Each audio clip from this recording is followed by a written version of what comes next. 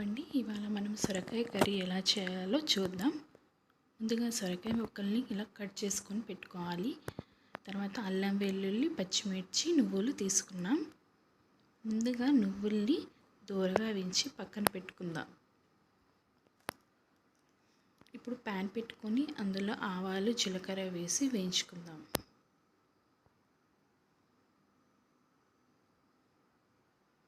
చూసారు కదండి, ఆవాలు జీలకర్ర చిటపటమన్నాక సొరకాయ ముక్కల్ని వేసుకుందాం. ఈ సొరకాయ ముక్కల్ని ఆయిల్లో కొద్దిసేపు వేయించుదాం. ఇవి ఆయిల్లో వేగితేనే కొంచెం రుచిగా ఉంటుంది కాబట్టి కాసేపు ఆయిల్లో వేయించేద్దాం. ఇప్పుడు ఇందులోకి పసుపు వేసుకుందాం.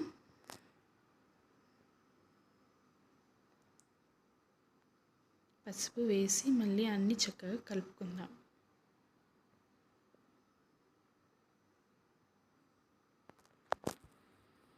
చూసారు కదండి, ఇలా కలిపి పక్కన పెట్టుకోవాలి.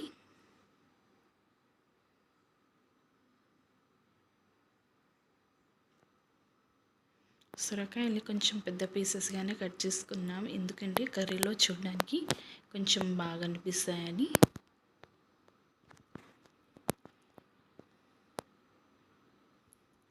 చూసారు కదండి, ఇలా కలుపుకుంటూ ఉండాలి, మధ్య మధ్యలో కలుపుతూ ఉండాలి. మీడియం ఫ్లేమ్లో పెట్టుకోండి, మరి హై ఫ్లేమ్లో పెట్టుకోవద్దు.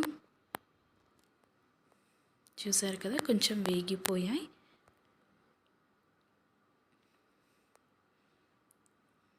చూసారు కదా, అడుగంటకుండా కలుపుకుంటూ ఉండాలి. ఇప్పుడు ఇందులోకి పచ్చిమిర్చి అల్లం వెల్లుల్లి పేస్ట్ వేసుకుందాం. మేము స్టార్టింగ్లో చూపించాం కదా, అవి పేస్ట్ చేసేసాను నేను. చూసారు కదండి, ఇలా పచ్చిమిర్చి పేస్ట్ వేసుకుందాం. ఇప్పుడు ఇందులోకి టమాటోస్ అలాగే కరివేపాకుని కూడా వేసేసుకుందాం.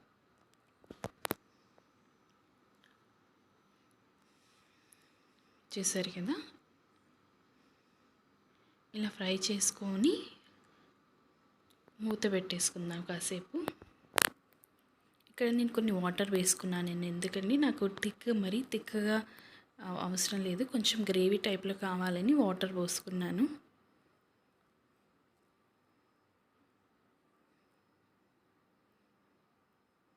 చూసారు కదా, ఇలా కొంచెం దగ్గర పడింది కర్రీ.